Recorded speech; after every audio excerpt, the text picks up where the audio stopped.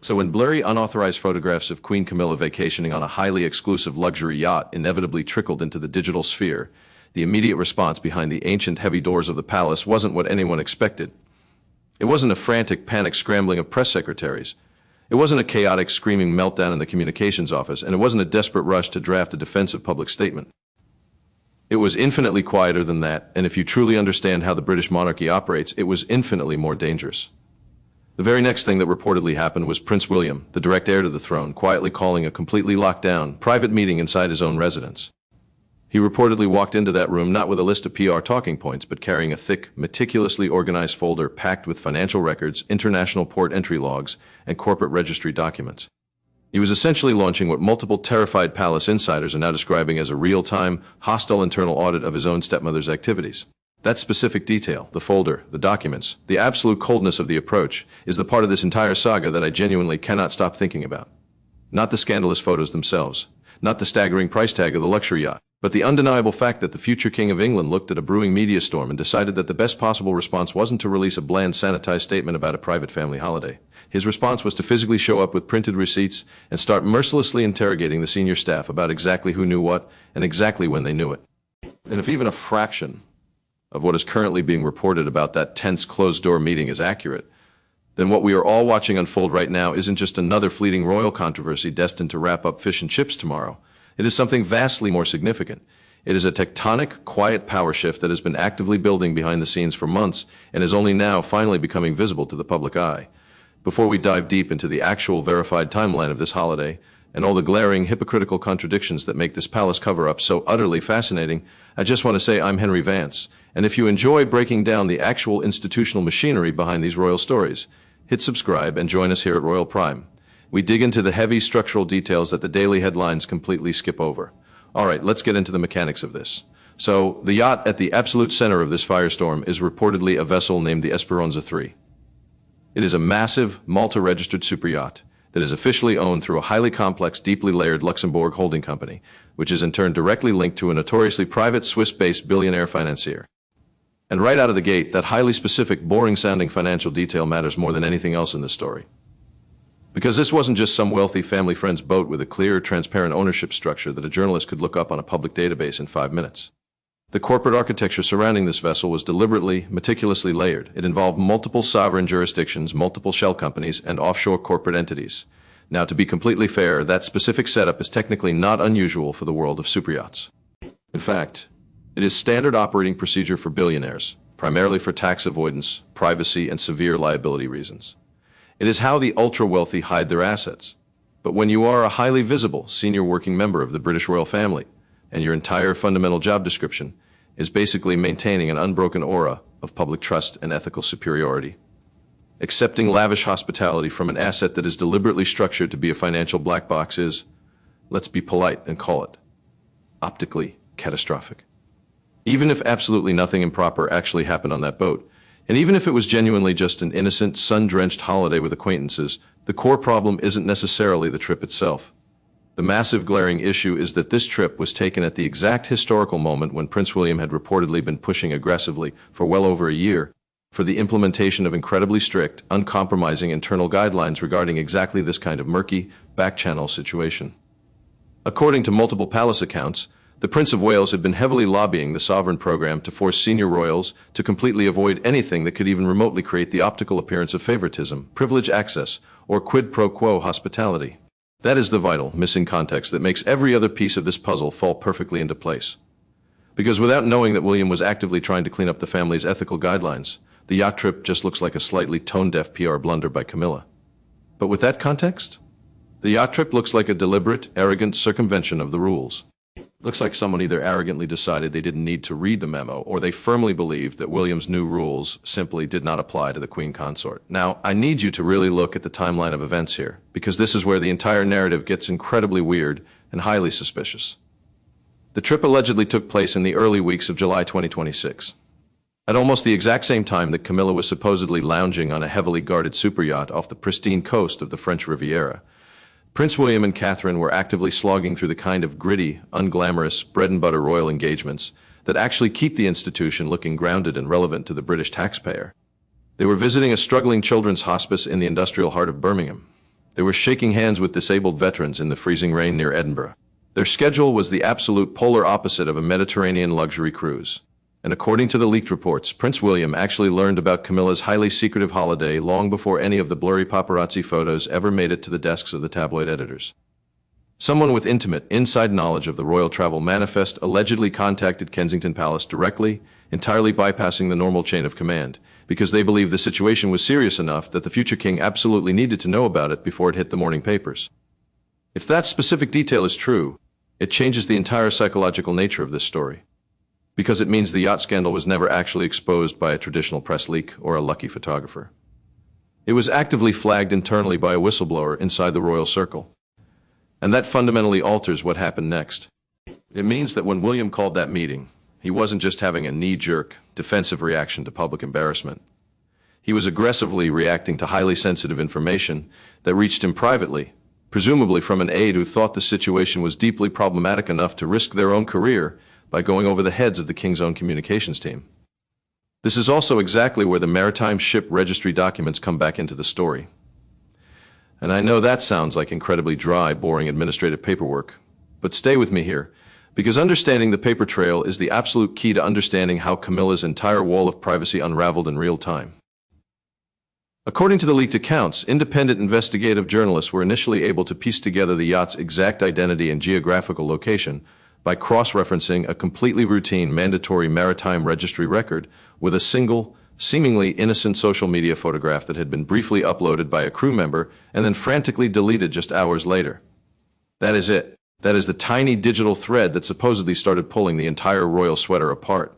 A dry, legal maritime document and one hastily scrubbed Instagram photo.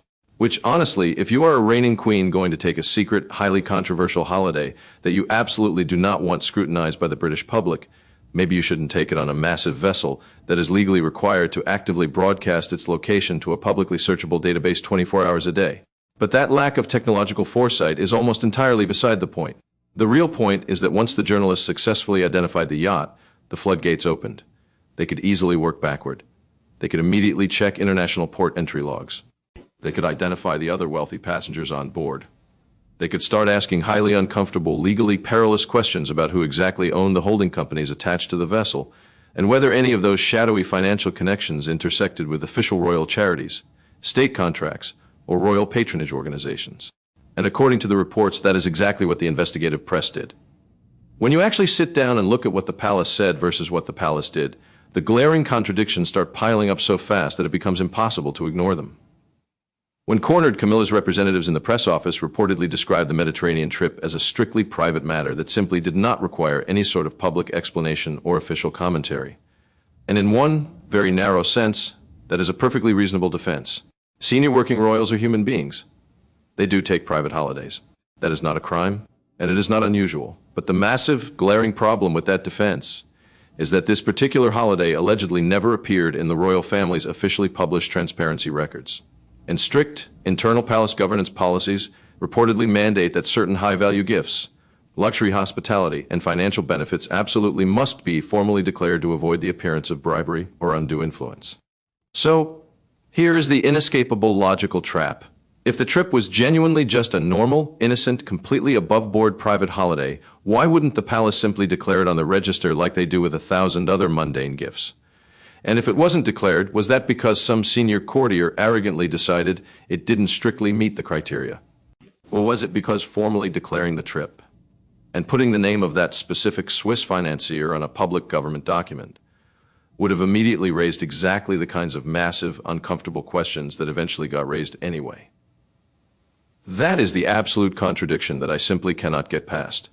Either the ethical disclosure rules apply to every single member of the family, including the queen consort, or they don't apply to anyone at all. And if they don't apply to the people at the very top, then what is the point of pretending to have an ethical framework in the first place? Then the story gets exponentially worse, because then comes the revelation of the earlier trip. This is the exact moment where the narrative stops looking like a simple, one-time administrative oversight and violently shifts into looking like a deeply entrenched, systemic pattern of entitled behavior. Explosive reports suddenly claim that Camilla had actually vacationed on this very same luxury yacht on a previous occasion, possibly as early as the summer of 2023, and that initial trip was also never officially declared on the transparency register. It was reportedly discussed in hushed, nervous tones privately within senior palace circles at the time, but absolutely no formal public disclosure was ever made. It was swept firmly under the rug, so now we are no longer talking about one isolated lapse in judgment.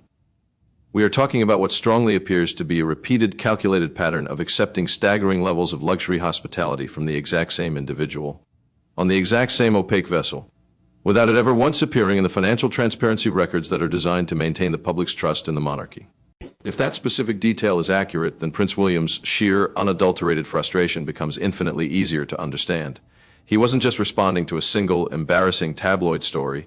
He was aggressively responding to what looked like an established, toxic habit of secrecy that had been quietly, comfortably accommodated by the older generation for years. Which brings us to the meeting. The showdown at Kensington Palace in mid-July 2026 is where this entire saga reportedly takes its most dramatic, unprecedented turn. I want to walk through the mechanics of this meeting carefully, because the specific details that have been leaked are surprisingly precise, and they tell a massive story all on their own. First, William allegedly chose to hold the meeting at his own official operational base, Kensington Palace, rather than making the drive to Buckingham Palace or Clarence House. That geographical choice is incredibly significant on its own. Symbolically, it sends a blunt, undeniable message about exactly who is driving this conversation and who holds the moral high ground. He forced the king's staff to come to his territory. He reportedly walked into that room carrying a heavily annotated printed manila folder. Inside were the financial records, the port entry logs, the lobbying disclosures of the yacht owner, and a highly detailed summary of Camilla's earlier, undisclosed 2023 trip. He didn't walk in with a few jotted talking points on a legal pad. He didn't walk in with a vague list of emotional concerns. He walked in with hard, undeniable documents. That is the kind of methodical, cold preparation that heavily suggests this wasn't an angry reaction. It was a fully mobilized investigation. William wanted to know exactly who on the king's staff had known about the earlier trip. Exactly why that highly sensitive information hadn't reached the highest, most secure levels of the royal household. And most importantly, what exactly King Charles himself had actually been told by his own courtiers. This is where the leaked account gets genuinely, incredibly uncomfortable. According to the reports, under William's intense questioning, one senior official finally cracked and admitted that serious ethical concerns had indeed been raised internally by junior staff, but the official couldn't adequately explain why those concerns hadn't been fully escalated up the chain of command. Another courtier reportedly confirmed that Charles had only ever received a highly sanitized, basic overview of Camilla's travel plans. The king allegedly hadn't been explicitly informed about the yacht owner's true identity, the sprawling lobbying connections, or the complex, offshore financial relationships inextricably linked to the trip. If that is true, then the palace's internal reporting system essentially acted as a massive filter, actively scrubbing out the most politically sensitive, dangerous information before it ever reached the monarch's desk. And William's reported, devastating conclusion was that the entire system had fundamentally failed. His anger wasn't just that one specific person made a minor mistake or even that Camilla made a poor entitled choice. His conclusion was that the entire structural process for flagging potential ethical issues and protecting the crown was completely broken and actively compromised by sycophants. From there, William reportedly laid out 3 absolute non-negotiable demands to the room. First, a full, unedited written disclosure covering the extensive details of both yacht trips to be formally submitted directly to the king's principal private secretary within exactly 7 days. Second, a massive, thorough, top-to-bottom review of all of Camilla's charitable patronages and initiatives, specifically designed to identify any possible hidden financial connections or overlaps with outside donors linked to the yacht owner. Third, and most explosively, an immediate total suspension of all contact between Camilla's household and the yacht owner while the entire matter was being aggressively examined. That third demand in particular is absolutely striking because it is not a polite request for more information. It is a direct, executive directive. It is an action. And it heavily suggests that William wasn't just trying to understand what happened in the past. He was actively trying to contain an ongoing threat in the present. The pushback against these demands reportedly came incredibly fast, originating from Camilla but channeled directly through Charles. Camilla reportedly insisted that she had never ever intended to actively mislead anyone and that the trips were purely personal. Charles, caught in the middle, reportedly warned his son that officially launching a formal documented review would inevitably leak to the press and only serve to generate infinitely more damaging headlines than the photos themselves. And honestly, if you look at the mechanics of crisis PR, you can absolutely see both sides of that bitter argument. Charles's position is the deeply pragmatic, old-school royal approach: never complain, never explain. If you actively investigate a rumor, you validate the story, you give it oxygen, you give it legs. You turn a 3-day tabloid annoyance into a 3-month constitutional crisis. But William's position is the institutional, modern approach. If you don't investigate a legitimate ethical breach, you actively signal to the entire staff that accountability simply does not matter. You create a culture of impunity. And when Camilla's office later submitted what was widely described as a highly incomplete, heavily redacted disclosure document that Williams' team reportedly rejected outright, the disagreement completely stopped being a private family squabble. It became a massive, open structural clash between the heavily staffed offices of the future king and the reigning queen consort. That is not nothing. That is a fundamental institutional rift. Now we have to talk about the actual yacht owner and the sprawling web of connections that have been reported by the investigative press, because this is where the story gets exponentially more complicated and legally dangerous than just a simple sunny holiday. The vessel was reportedly owned through a highly complex overseas corporate structure, which was deliberately designed to make it incredibly difficult to identify who was ultimately legally funding the trip. However, investigative journalists discovered that one of the primary corporate directors intimately connected to the holding company had been previously explicitly mentioned in a highly critical UK parliamentary report. That specific government report was actively examining deep concerns about foreign influence, dark money, and high-end property-related matters within London. Now, to be absolutely 100% clear, the parliamentary report did not legally accuse that specific individual of any criminal act.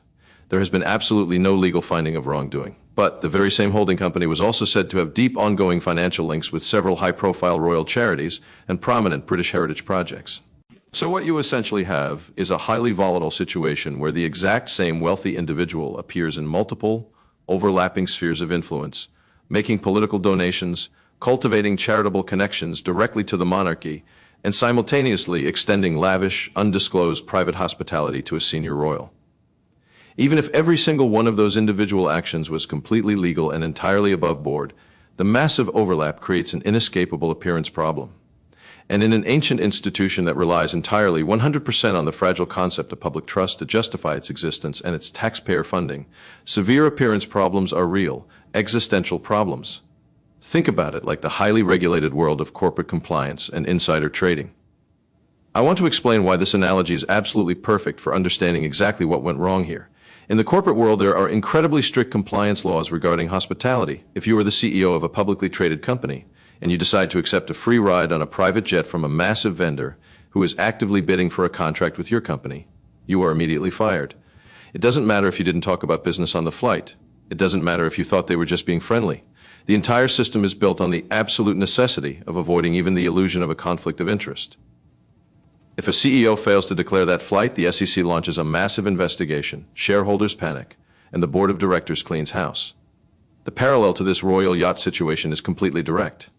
If you are a senior working royal and you eagerly accept hundreds of thousands of dollars worth of free hospitality from an individual whose vast business connections heavily overlap with your own state charities, without ever bothering to check whether that hospitality needs to be formally declared under your own institution's transparency rules, you have essentially committed the ultimate compliance failure. You might get lucky and keep it out of the papers for a few years, or you might eventually end up with a massive, highly public audit and a terrifyingly angry future king sitting across the table from you with a folder full of receipts. The institutional fallout from that meeting, according to the widespread reports, has been incredibly gradual but completely undeniably noticeable to anyone paying attention.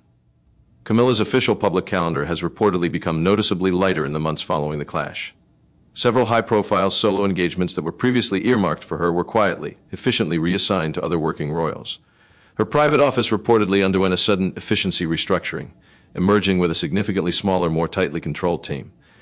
And most damning of all, reports claim that her unrestricted access to certain highly sensitive, senior palace strategy briefings became significantly more limited. At the exact same time, Catherine, the Princess of Wales, has reportedly taken on a rapidly growing, highly visible number of important state engagements, including some charitable initiatives that were originally, historically linked directly to Camilla's portfolio. There was also a highly scrutinized family weekend at Highgrove, Charles's beloved country estate, attended by Charles, William, and Catherine, where Camilla was reportedly glaringly absent. Naturally, absolutely no official public significance was attached to her absence by the press office, but royal commentators and historians certainly noticed the optical void. At around the exact same time, King Charles attended a massive, highly publicized film premiere in London, completely without Camilla, even though she had been widely expected and formally scheduled to join him on the red carpet. The official, sanitized palace explanation was a minor scheduling conflict, which, to be fair, could be entirely true. But when you start aggressively stacking all of these highly specific data points together, The much lighter calendar, the suddenly restructured office, the noticeably missed appearances, the heavily limited briefings, they rapidly start to form a pattern of institutional isolation that is incredibly hard to ignore. What is particularly fascinating about this entire saga is exactly how Prince William has reportedly chosen to handle all of this. He hasn't done it through explosive, public confrontation. He hasn't done it through sitting down for a tell-all television interview. He hasn't done it through malicious, petty leaks to friendly journalists. He has done it entirely through bureaucratic process. Through paper trails, physical documents, strict deadlines, and formal, unyielding reviews. It is a vastly, fundamentally different approach from how massive palace scandals have historically been managed in the past. And royal commentators have successfully pointed to previous, highly sensitive decisions involving Prince Harry, the fallout of Prince Andrew, and even internal audits involving Camilla's own sister, Annabel Elliot, as prime examples of William's absolute, unwavering preference for dealing with toxic issues quietly, methodically, and systematically. He reportedly, fundamentally believes that lasting structural decisions should be made through careful, emotionless planning, rather than through dramatic, highly reactive public statements that only fuel the tabloid fire. And if that specific assessment of his character is accurate, then the entire yacht controversy was actually never really about punishing Camilla at all. It was about something much bigger. It was about firmly establishing a permanent precedent. The message he was sending wasn't, "You made a mistake and I am angry." The message was, the antiquated, sycophantic system that actively allowed this mistake to happen is going to change forever, and I am going to be the exact person changing it. The longer-term historical implications of this power shift are where this gets genuinely existentially significant for the entire future of the British monarchy. Prince William is widely, consistently said to deeply support a vastly leaner, heavily modernized institution. He wants significantly fewer working royals on the public payroll, infinitely stronger corporate-level financial oversight, crystal-clear governance structures, and incredibly strict, unbreakable safeguards against any potential conflicts of interest. Royal commentators deeply believe that this highly rigid, almost corporate approach to the crown was heavily shaped, in large part, by the lasting traumatic impact of Princess Diana's death in the 1990s. That catastrophic event highlighted the absolute fatal dangers of palace secrecy, institutional protectionism, and a culture that violently prioritized PR optics over actual human truth. For William, the central idea is that absolute transparency isn't just a good public relations strategy. It is a vital, non-negotiable protective mechanism. If absolutely everything is meticulously documented, legally declared, and out in the open, there is simply vastly less room for the kind of toxic tabloid speculation and hidden scandal that slowly, corrosively erodes public trust over time. And if that is the grand overarching vision that William fully intends to implement the absolute second he becomes king, then what we are actively seeing right now with this yacht audit is essentially the early beta rollout of his reign. The yacht controversy didn't magically create that vision. It just finally gave him the perfect, undeniable opportunity to aggressively demonstrate it to the old guard. As for Camilla, it is incredibly important to note, for the sake of accuracy, that she firmly remains the queen consort. She still appears proudly alongside King Charles at major unavoidable state occasions. She retains all of her official historical titles. Absolutely none of the leaked reports suggest that she has been formally stripped of anything on paper. But what the reports do heavily, consistently suggest is that her actual tangible influence within the day-to-day, operational mechanics of the institution has significantly diminished. Not through a dramatic, public removal, but through a quiet, suffocating recalibration of exactly who does what, who controls the schedule, and who gets unfettered access to what information. And looking ahead to the future, many seasoned royal experts firmly believe that the biggest, most seismic changes would naturally only come after Charles is inevitably no longer on the throne. At that specific point in time, much of the deeply entrenched institutional support connected to his specific reign would abruptly end, and the crown's major sweeping responsibilities and vast assets would instantly pass to William. He reportedly, fundamentally believes that lasting structural decisions should be made through careful, emotionless planning, rather than through dramatic, highly reactive public statements that only fuel the tabloid fire. And if that specific assessment of his character is accurate, then the entire yacht controversy was actually never really about punishing Camilla at all. It was about something much bigger. It was about firmly establishing a permanent precedent. The message he was sending wasn't, "You made a mistake and I am angry." The message was, the antiquated, sycophantic system that actively allowed this mistake to happen is going to change forever, and I am going to be the exact person changing it. The longer-term historical implications of this power shift are where this gets genuinely existentially significant for the entire future of the British monarchy. Prince William is widely, consistently said to deeply support a vastly leaner, heavily modernized institution. He wants significantly fewer working royals on the public payroll, infinitely stronger corporate-level financial oversight, crystal-clear governance structures, and incredibly strict, unbreakable safeguards against any potential conflicts of interest. Royal commentators deeply believe that this highly rigid, almost corporate approach to the crown was heavily shaped, in large part, by the lasting traumatic impact of Princess Diana's death in the 1990s. That catastrophic event highlighted the absolute fatal dangers of palace secrecy, institutional protectionism, and a culture that violently prioritized PR optics over actual human truth. For William, the central idea is that absolute transparency isn't just a good public relations strategy. It is a vital, non-negotiable protective mechanism. He reportedly, fundamentally believes that lasting structural decisions should be made through careful, emotionless planning, rather than through dramatic, highly reactive public statements that only fuel the tabloid fire. And if that specific assessment of his character is accurate, then the entire yacht controversy was actually never really about punishing Camilla at all. It was about something much bigger. It was about firmly establishing a permanent precedent. The message he was sending wasn't, "You made a mistake and I am angry." The message was, the antiquated sycophantic system that actively allowed this mistake to happen is going to change forever, and I am going to be the exact person changing it. The longer-term historical implications of this power shift are where this gets genuinely existentially significant for the entire future of the British monarchy. Prince William is widely, consistently said to deeply support a vastly leaner, heavily modernized institution. He wants significantly fewer working royals on the public payroll, infinitely stronger corporate-level financial oversight, crystal-clear governance structures, and incredibly strict, unbreakable safeguards against any potential conflicts of interest. Royal commentators deeply believe that this highly rigid, almost corporate approach to the crown was heavily shaped, in large part, by the lasting traumatic impact of Princess Diana's death in the 1990s. That catastrophic event highlighted the absolute fatal dangers of palace secrecy, institutional protectionism, and a culture that violently prioritized PR optics over actual human truth. For William, the central idea is that absolute transparency isn't just a good public relations strategy. It is a vital, non-negotiable protective mechanism.